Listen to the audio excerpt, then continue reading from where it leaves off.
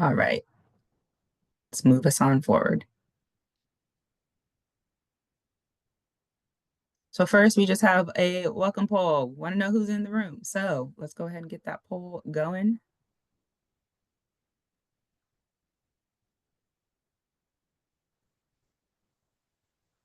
All right, we just have a couple questions. Our first is, what program type are you representing? Again, this session will be focused in on rapid rehousing and permanent supportive housing. So we'll be looking at the performance report from that perspective. But I know some of you may have not been able to join the other sessions. So if you're coming from other program types, that's totally okay too. Our second question is, how knowledgeable are you with the Sacramento Community System Performance Report? That's what we're going to be talking about today. And how knowledgeable are you with the overall community standards? They will talk a little bit about the standards, but they were approved last year, and we are working on implementation along those standards. So they are very important. And last question is, how do you feel about having regularly monitored system performance reports? Some of you may be excited, some may be concerned. Some of you may feel so-so, and some are just here to learn. That's cool too. So I'm just going to give it a moment, let some of those responses come in. Thank you, thank you.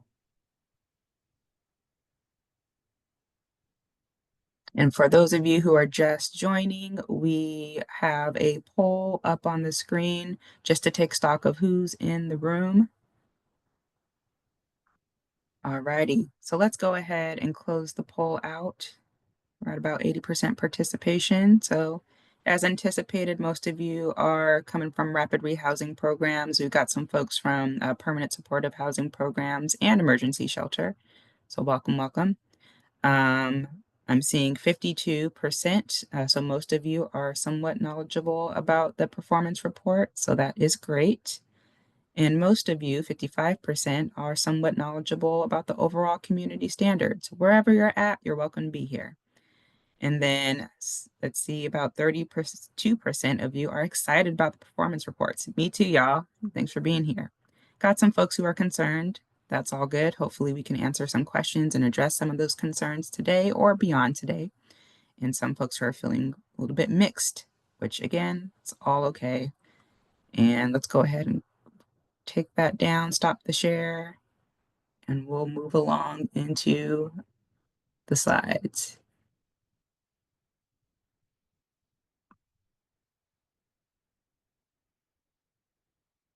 All right, so our goals for today are to help everyone in this space to interpret the system performance reports, which are mandated by the COC's community standards. We're going to dive into the key performance indicators within, which we hope will emphasize the importance of good quality data collection. Just a note for any of you who have joined the previous sessions, these introductory slides will be the same content as prior sessions. And once we get a little bit deeper into the report itself, that's where we'll focus in more specifically on rapid rehousing and permanent supportive housing. All right, next slide.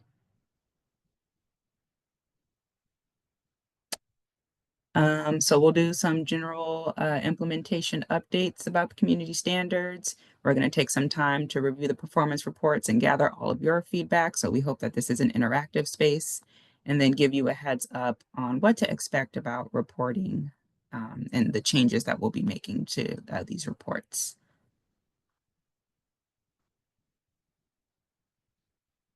And I'm going to talk a little bit about the community standards. As I'm doing so, I welcome folks to put your name in the chat, your pronouns, and the organization you're coming from.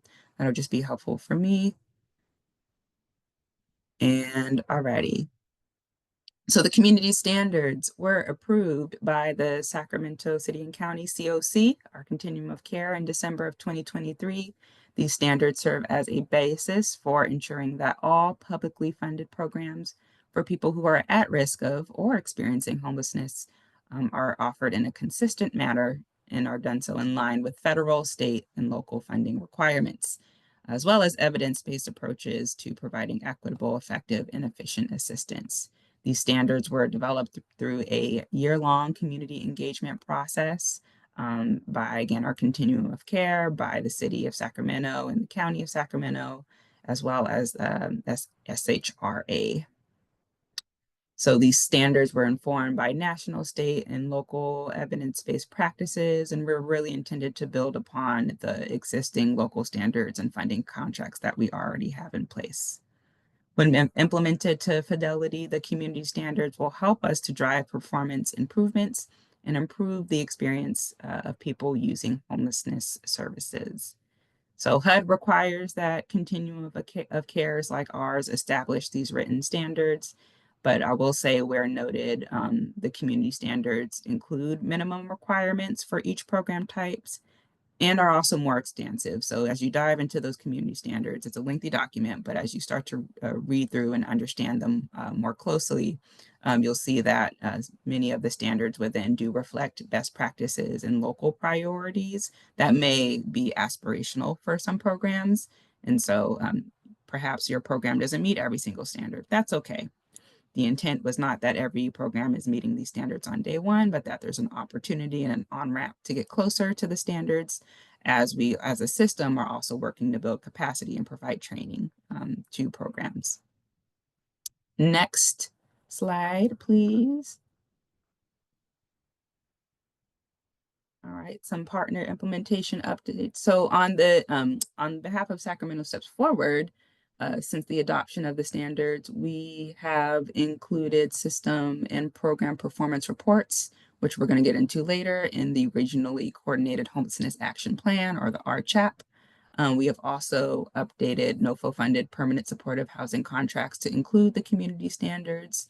And in this year's NOFO cycle, we incorporated adherence to the community standards in the NOFO scoring tool for new and renewal projects.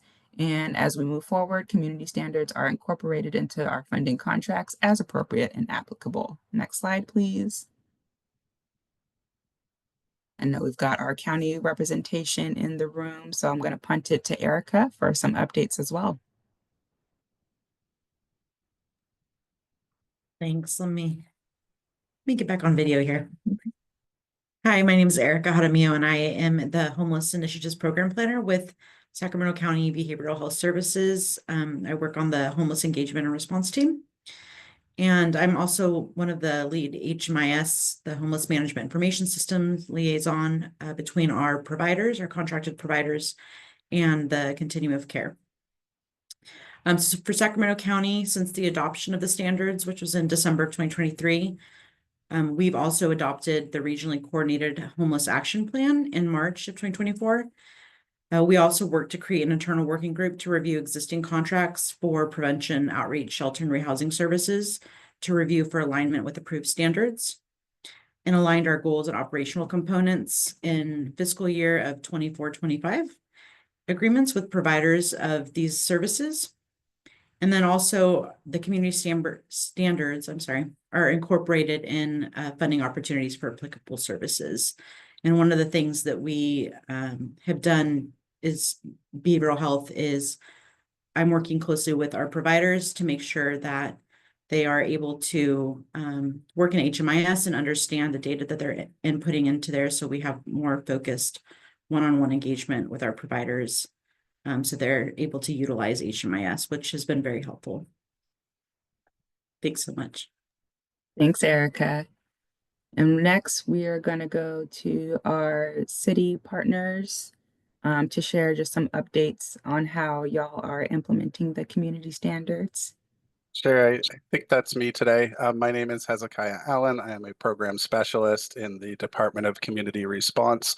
I work primarily with our outreach staff and our outreach partners, but I also help the Office of the Director with whatever they need done. So in this case, a few of the contracts that I work on are in the rapid rehousing silo. So here I am, excited to be here. Very similar to the county, and sorry, we have the most boring PowerPoint slide ever. This is the third time I've thought to myself, it would have taken like 10 seconds. You should have just made a slide.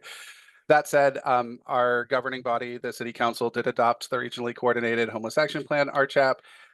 We have reviewed all of our existing contracts for compliance with the community standards.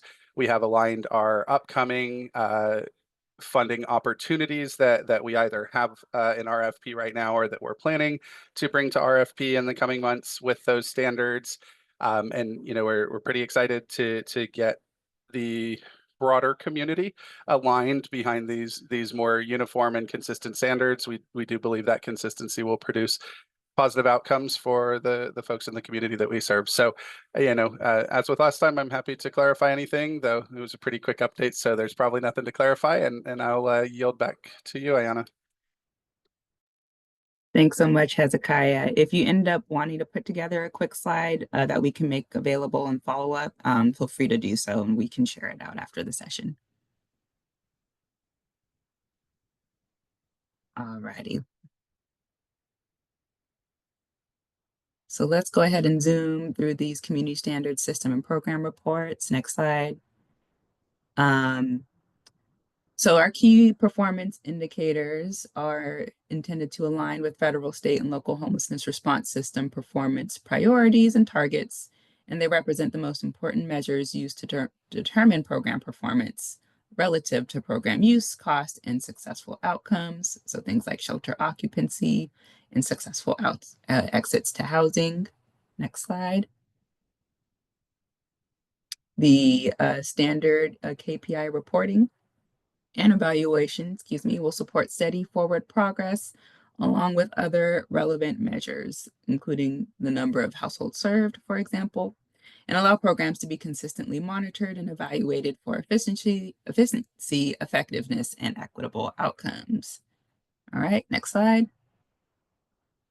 Our intent is that in this first year, we're getting to a place of just routine monitoring and reporting of these KPIs as part of our overall data quality improvement work, with year 2 and beyond really being focused in on being able to set targets and improve performance based on some of that baseline data that we're collecting over this first year.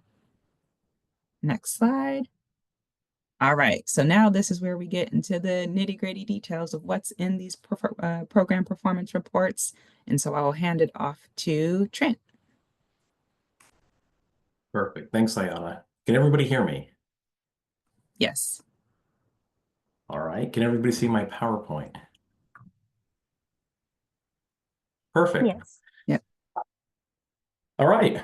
Hi, everybody. Like I said, my name is Trent Simmons. For those of you who I haven't had a chance to talk to yet directly, I'm the Data Analytics Director at Sacramento Steps Forward, and I'm here to talk to you a little bit more about the details of the report itself, and then to discuss in a bit more detail some of the recommendations that have been made or proposed, I should say, to the KPIs since we originally released these reports. But ultimately, like Ayana said, the goal here is to get to a point where we have an opportunity to hear your feedback and do whatever we can to document some of the concerns that you have or suggestions that you have as we continue to try to move the needle of program performance reporting to better and ultimately to best. So, like I said before, there's really 2 items for me. Just a quick overview of the report itself, navigation, what's in there, and then finally getting into those recommendations. So jumping right into the report, I'm going to pull that up on my screen. I'm assuming everybody can still see my screen, right? Should be the web browser. Perfect. Yep. So for those of you who haven't had a chance to play around with the report yet, I wanted just to show you a little bit about how it works. It's in a format that's not typical for these types of reports, but it works out well because of the nature of the report. So just to say from the beginning, it is an HTML document, which means that it's interactive. As you scroll, there's not really pages. I mean, off to the side, there's an interactive table of contents that you can interact with at any point you'd like to navigate to whatever section that you need.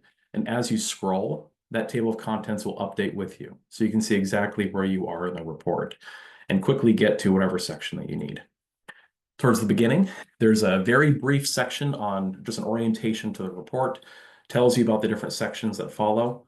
There's an introduction to the report that provides some of the grounding, the justification for compiling this report, collecting these KPIs, and how ultimately all of this really goes back to the community standards. an opportunity for us to evaluate and hold ourselves accountable against those community standards. Beyond that, it mentions the types of programs that the community standards currently apply to, and it even shares some of the system or some of the KPIs at a system level. So rather than being able to see one particular shelter's KPI data, this is an opportunity to see all performance data across all emergency shelters rolled up together. And then, of course, the same for all of the other program types. As a few examples here, towards the top, you can see a quick bar graph that shows you how many distinct households each of these different program types served collectively. As an example, emergency shelter served almost 2,500 people within the specific quarter or reporting period, whereas homelessness prevention programs served roughly 158. So you can see pretty quickly the aggregated results across all programs within each of these types. This applies to as many of the KPIs as we currently have the ability to calculate from the system. Here you can see new households served. And for as many different programs where we track that KPI, not all KPIs are tracked for all program types. We have utilization rate specifically for the inventory-based programs, average length of stay, and it continues on from there. So this first section is an opportunity to see aggregated results across all programs of a particular type together. From there, I can actually scroll down a little bit further to the meat of the report. And if you were to take this HTML document and export it to PDF or to Word, you'd see that it's about a 50 to 60 page document. And the lion's share of that is here. And you can kind of see that off to the side if you look at the scroll bar. I'm still pretty close to the top of the screen on that scroll bar because this is really the most of the report. I would be very surprised if any of you hoped to or planned to read this entire report cover to cover. It's really meant to be more like a resource or a dictionary, where you're able to look at the system level KPIs. You're able to very quickly get to your individual programs, their data, and essentially track progress over time.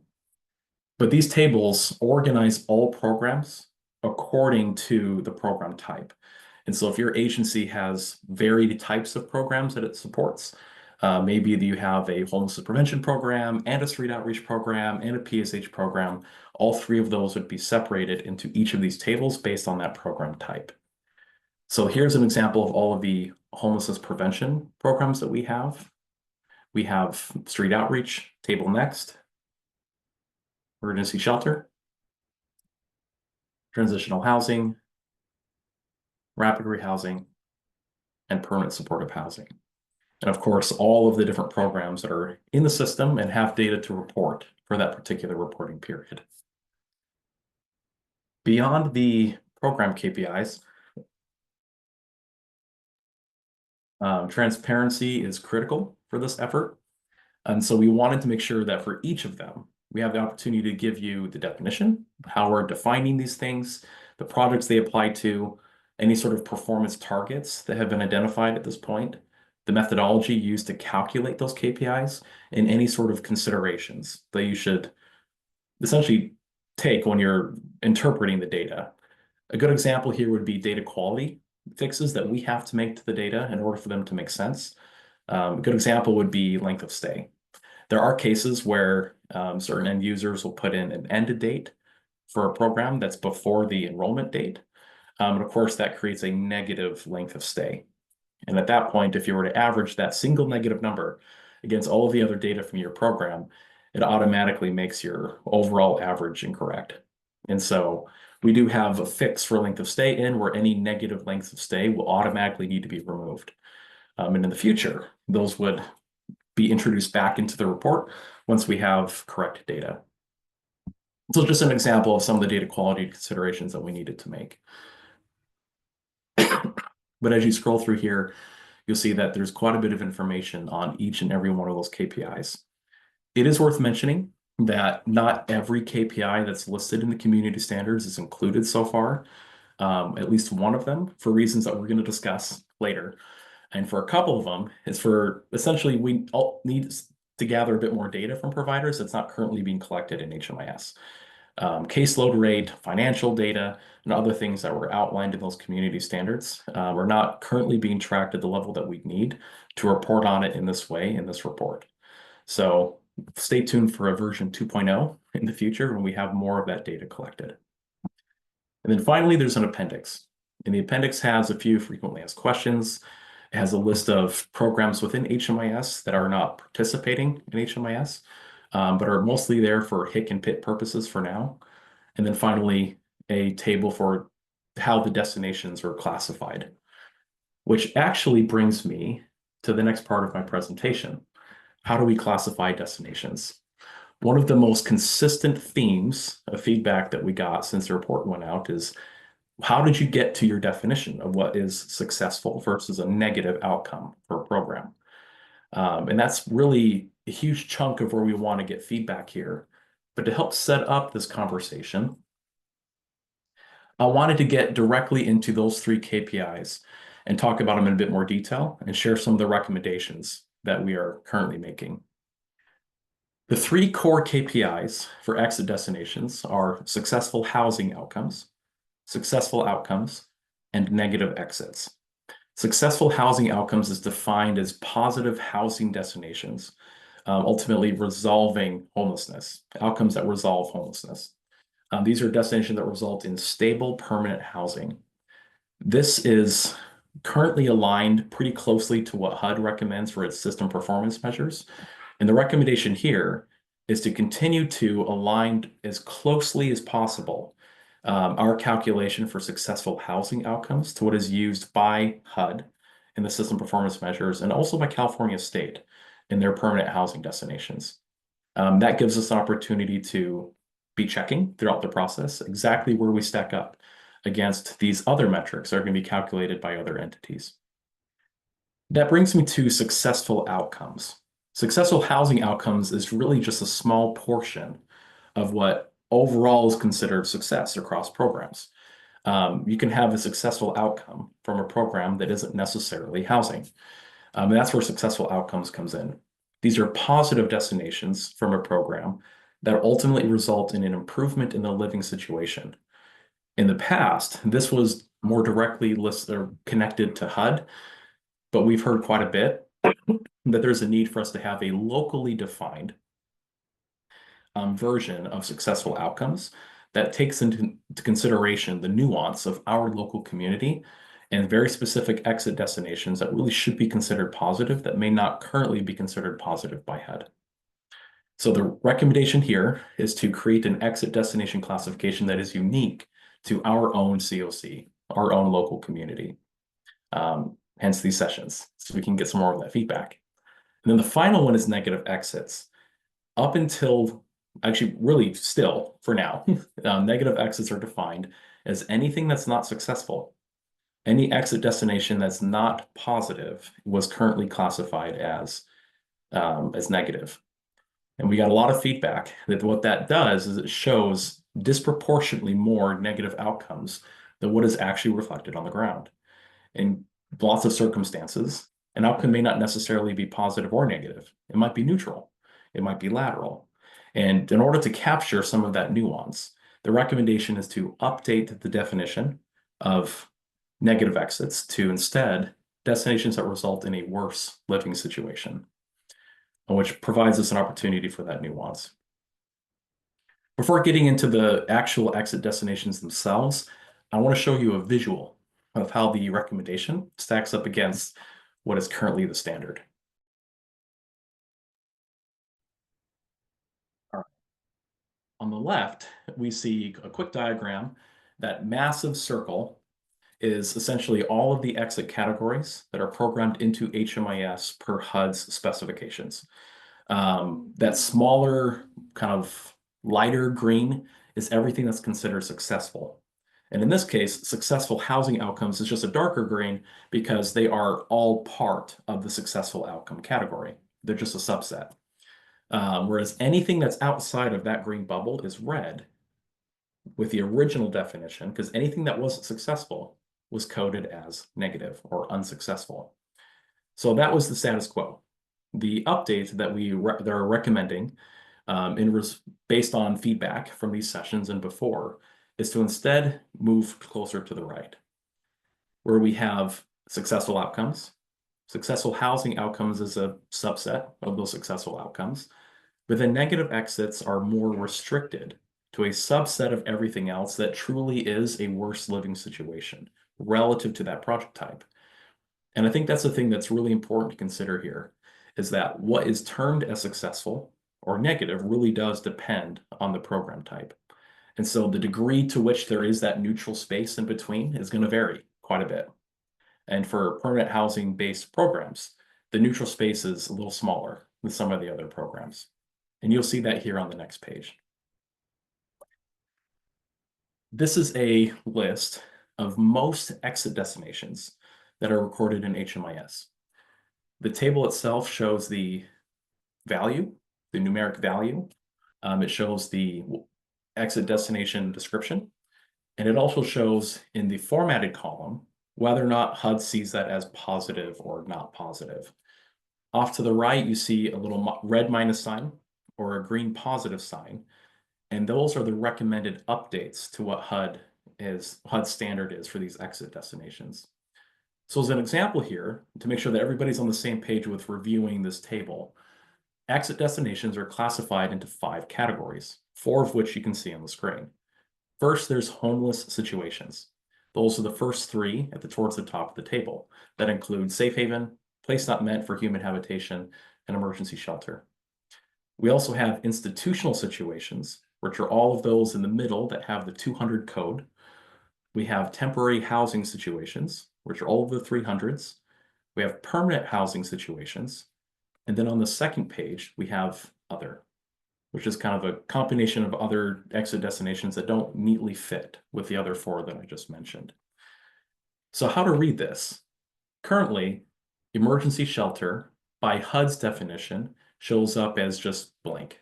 It's not necessarily negative. It's not necessarily positive. Based on how we programmed it in the original report, that was considered negative. But the final recommendation, again, with that red negative sign, is to treat exits from any permanent housing program to any homeless situation as a negative exit. So an exit from permanent supportive housing or rapid rehousing to emergency shelter, place for human habitation, or safe haven would be treated as a negative exit or an unsuccessful outcome.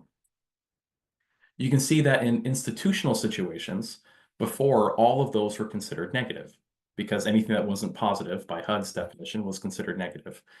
But based on some feedback, we've heard that, or at least we've heard the recommendation that exits from permanent housing programs to destinations 204, 205, and 225, which are psychiatric hospital, substance abuse treatment facility, or long-term care facility or nursing home, should all be treated as positive outcomes from permanent housing programs.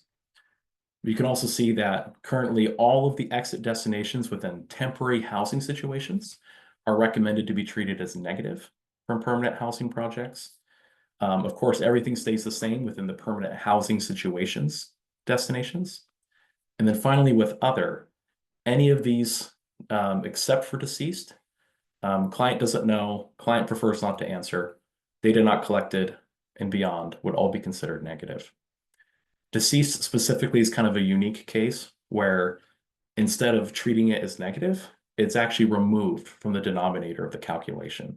And that's similar to how that's captured for the NOFO reporting too.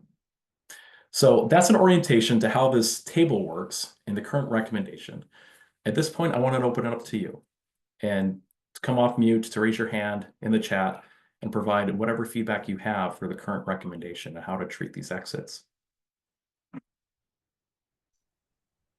Hi, Trenton. How's it going? Can you hear me? Good, good. So I was just gonna say, so for emergency shelters, if they have been exited to a temporary destination, is that counted as a positive outcome? From emergency shelter?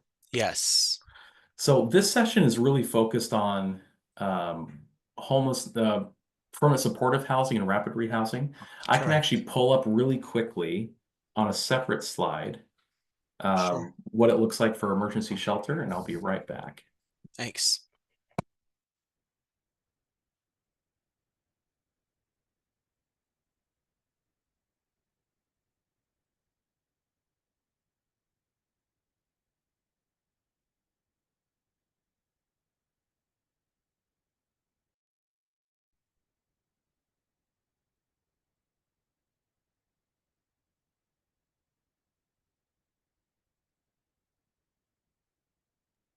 All right, can you see my screen again?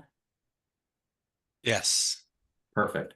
So this slide is what we used during the emergency shelter session. So you can see the same thing, same structure. The only difference is that we had emergency shelter and transitional housing in the same session. And so that data has been separated. So in this case, from emergency shelter, exits to foster care, psychiatric hospital, substance abuse treatment facility, or long-term care facility would all be treated as positive with the new proposal. Thanks. I have a question. Can you hear me? Yes, I can hear you. Hi, this is Mai from Lao Family. So I have a question. So when you define transitional housing, is there a consideration to define transition housing that is not considered permanent because there's maybe no lease for a year or more, but they're able to stay within a program in the housing for 6 months, 12 months to 18 months? Is there a consideration to change that out of the transitional housing category? Does that question make sense?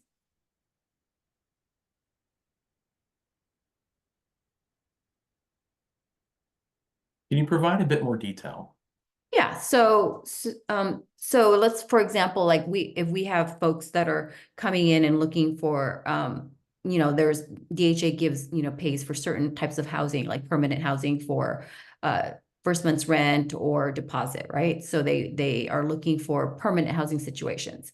But if you're kind of in the middle category where you cannot be defined as permanent housing, and yet you are allowing for long-term stay up to like 18 months, 12 months, or even 6 months, is there, and so therefore some organizations will not consider putting a down payment or paying for that because they consider that quote unquote transitional housing.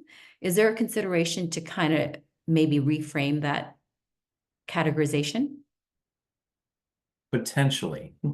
There are some additional nuances here that would probably require a bit more unpacking to get to the right recommendation. But if at all possible, I think, would you be able to come to office hours with HMIS team? So having all of our software administrators on the line who can speak in a significantly more detail about how these things work on the back end would be incredibly helpful. Yes, of course. Alternatively, I'm happy to set up a separate meeting as well. Yeah, that would be great. How do we connect? I will send you an email. Okay, if you can put it in the chat, I'll steal it and I'll send you an email. It's perfect. Thank you. I also see a hand up from Vaselva. Hello. Yeah, my question is, and someone actually already hit it in the chat, but would jail, prison, or juvenile detention facility will it be a consideration that it is actually not considered a negative exit? Just kind of like, checking yourself into a psychiatric hospital or something like along those same lines. I'm just wondering why jail and prison is targeted. That's a question that we've heard in a few other spaces as well. That's a definitely recurring theme. As far as the specific recommendation, I wasn't part of that meeting for that particular exit destination, but I will be sure to take your feedback back and combine it with what we've heard as well, and ask that question directly.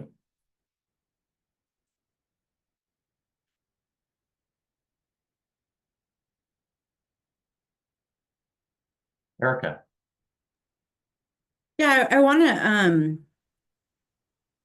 give some feedback and also get clarification, especially for any providers that we work with in this space. And I'm share this because in looking at our providers' data, one of the common things that I see happening is that when folks exit, they're exiting them to other. And then sometimes they'll add a description for other and they'll put room and board. And my understanding is that the room and board should be probably categorized as under temporary or permanent, one of those. If they're exiting to a room and board and it's being paid for by one of our providers, how do they differentiate between it being a permanent or a temporary? That's another good opportunity for kind of a dive in exactly how operations are being programmed at that level. The complications with other is that it's essentially an open text field. And so it's completely unstandardized. And so anytime others being used with the intent to have it be a positive destination, that's ultimately going to be very, very, very difficult for us to track across the entire system. And so I think this is probably a case where updating how they're tracking those exits, it likely fits, depending on, again, some additional nuances. It likely fits within one of the established temporary or permanent exit destinations. And I'd probably recommend either office hours or a specific meeting with myself and a couple of members from the HMIS team to go through that training. Thank you.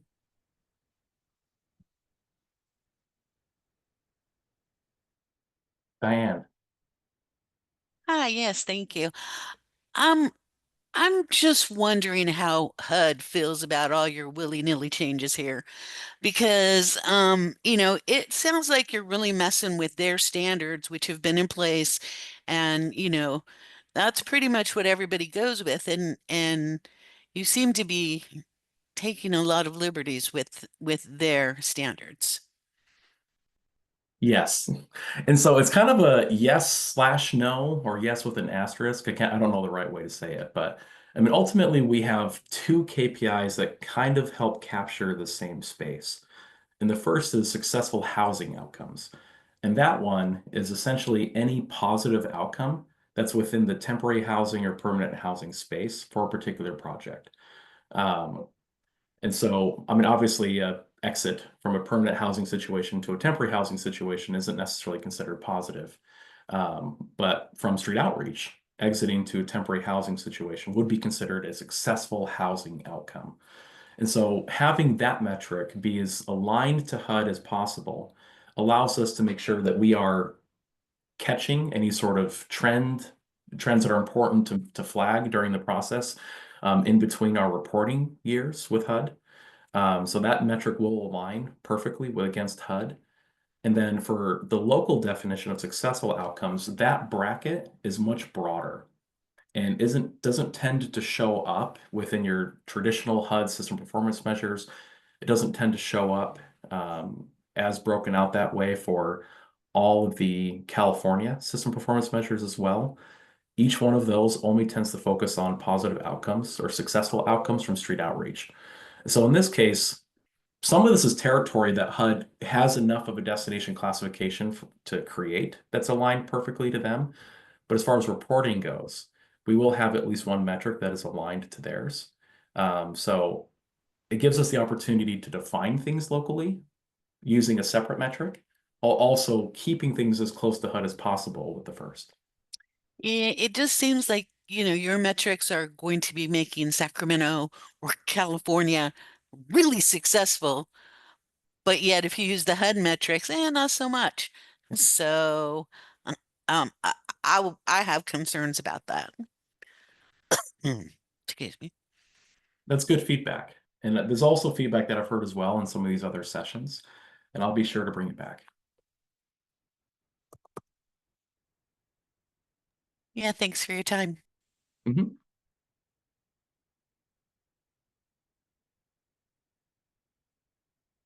Cynthia.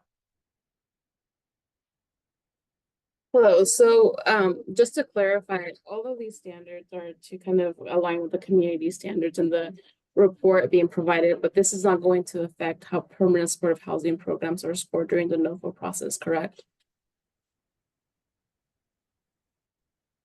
That's a good question. I Because have heard, if it could be scored with these new ones, I would love it, but we typically are not. So I just want to make sure that there's clarity in that when it comes to permanent supportive housing, because providers, we negative exit to us means potentially losing our funding. So it's a big deal when we see a change in that. So just being able to clarify that as we're putting this out. I don't know if I have anything official that I can share right now, but one thing that I can say is that there is interest within the COC generally and taking the current performance metrics that are being used for the NOFO and updating them. Of course, that would all be done well in advance of the cycle, so there wouldn't be any surprises. But based on the last cycle and some feedback that we've been getting over the years, there is definitely some interest in updating those metrics. I can see a lot of benefit in aligning those as much as possible to what we're already tracking as far as the RCHAP is concerned, but none of that has been set in stone. So there's definitely a space for updating how the NOFO is tracked, but nothing official at this point. Yeah, and I was trying to respond in the chat to Cynthia. So everything Trent said, and just so you know, for this year, for 2024, with the NOFO, we had like a checklist that we used for PSH programs, and that was to like whether or not they align with those community standards more generally, so not necessarily these performance metrics. But I think the hope is eventually we're able to use this data to help inform these types of funding decisions, but we wouldn't want to do that until we have greater clarity and are able to get to definitions that feel more aligned with our community. So that's kind of the purpose of this session and these in future sessions is really to like, let's narrow down some of these outcomes data so that we can use it, but like, let's not jump to making very impactful funding decisions until we're at that place. So there's a lot of room between now and then, I think. Hopefully that helps answer your question a little bit. Yeah, no, thank you. And then I had another question because I have other programs and I attended the other meeting about transitional and sheltering. So is there anything around permanent supportive housing transfers to other PSH and rapid rehousing to other rapid rehousing? Is that considered positive or neutral?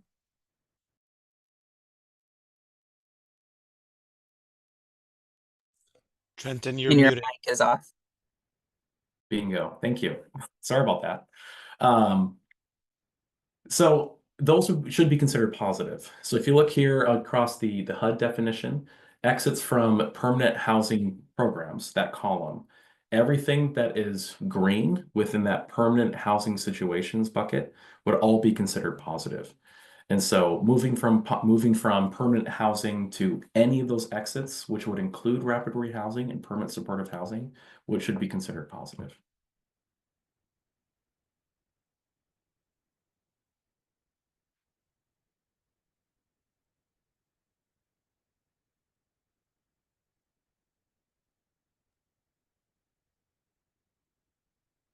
Any other questions? I have another question. Sure. Sometimes we have clients that disappear, and with the PSH, I think SSF has stated that after 90 days, the provider can decide to exit them. But at that point, we're not actually collecting an exit destination because we weren't able to perform out of our control. So that would still be considered a negative. In this case, yes. It kind of varies a little bit depending on the program. I think it's significantly more difficult for street outreach programs to maintain that data because it's a lot harder to find clients. But for permanent housing programs, the recommendation is that we should be able to, as much as possible, track that information and track that movement because the engagement and the level of service is different. And so in this case, anything within that other category would be considered negative. And so if the client disappears and data is not collected or no exit interview completed, the program doesn't have that information, the current recommendation is treated as negative. Thank you. I also see a comment from Jess saying folks linked to rapid rehousing are not necessarily staying inside anywhere. For example, their rapid rehousing does not have a brick and mortar, and sometimes that means they have to discern if someone, could benefit from a TLP rather than waiting outside for a permanent housing option to present itself. The question is, will temporary or transitional placement destinations from rapid rehousing change to positive or neutral? And Jess, feel free to add anything to that. Thank you so much for reading that. Yeah, I guess that is my question. Will temporary, I mean, there's a lot of nuances, right? And when folks are actively staying outside and there's other options that present itself, we want to be able to explore those in a meaningful way rather than risking like negative impacts on our funding. In this case, with the current recommendation, any exit to a temporary housing situation from rapid rehousing would be considered negative. Thank you.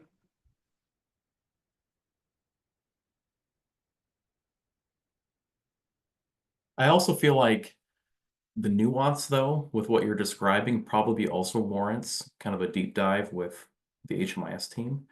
And so if you're able to add your email to the chat, I'd like to schedule some time to talk with you as well.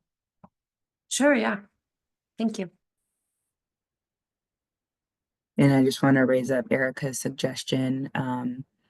We're hearing a lot of great examples of situational or specific exit scenarios from different providers. And it would be it would be beneficial if there was a FAQ created from these sessions with final answers to the questions. For example, X destination would be considered neutral, et cetera. So behavioral health providers and contract monitors also have requested similar reference documents. Yeah, I think I would agree with that, Erica, and that's probably something that SSF and our partners, you all, can support in putting together. At minimum, we will absolutely be providing, summarizing and providing all the feedback that we've received from these sessions to you all. So there's no surprises about what's coming up in the recommended updates to the reports. So thanks for bringing that to the table, Erica.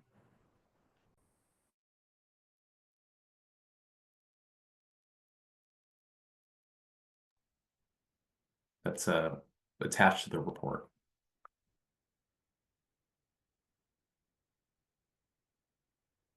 Joe.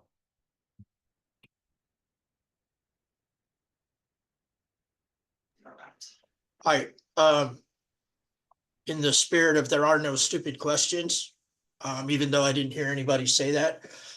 Going back to Erica's topic earlier where people are selecting other and then using room and board or board and care, just to confirm for my own mind, there is no category for that, correct?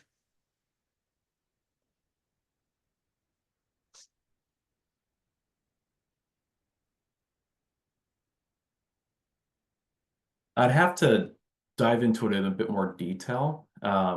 Explicitly, no, but it might fit into other spaces. Joe, I have found that it fits more with like rental. I don't know if you can show some more of the permanent selections, Trent, but yeah, rental by client with housing subsidy would be a room and board. Which in this case would be a neutral, for the sake of this discussion, that would be a neutral exit then, right? It'd be positive for permanent housing. In fact, I think all of these actually within this bucket, the homelessness prevention and permanent housing category, every single one of those exit destinations should be considered positive or successful from any program type.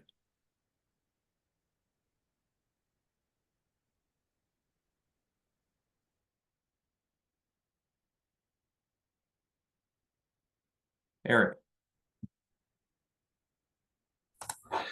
Hi, I want to echo Joe saying no stupid questions, but I was wondering, I might have came in a little bit late, but whether or not a exit destination is considered positive or negative, is it based off of where their current living situation was prior or from the program that they're coming from? Say if it was a rapid rehousing or a permanent supportive housing, does that matter, or does the come from their previous living situation more specifically?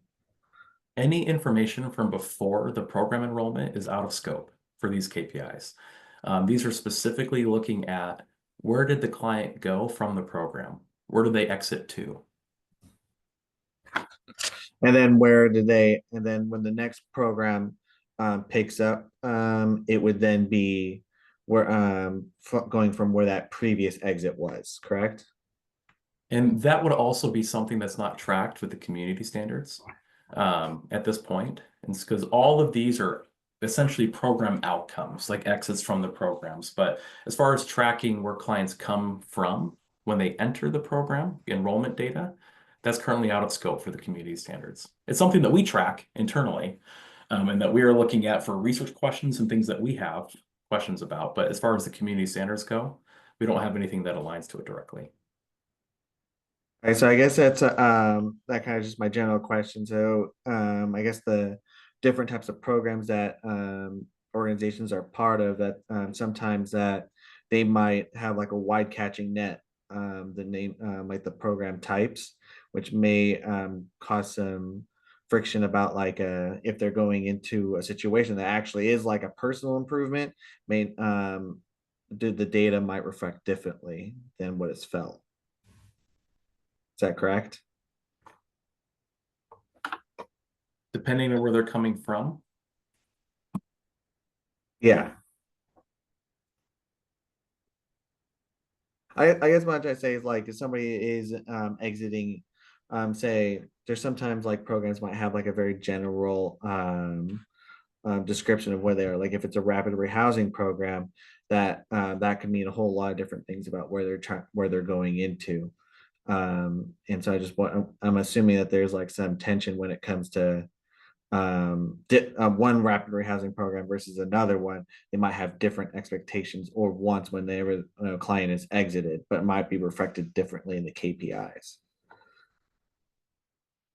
I think that's part of the justification for getting as much feedback here as possible, because when we've seen cases where in the past we've heard folks saying that, hey, I see that this is negative by the original standard, but in my situation, transitioning from emergency shelter to transitional housing, even though it's either neutral or negative, really should be considered positive because of the circumstances. And there are definitely cases where there's going to be nuances for individual programs that require a slightly different take on those exit standards.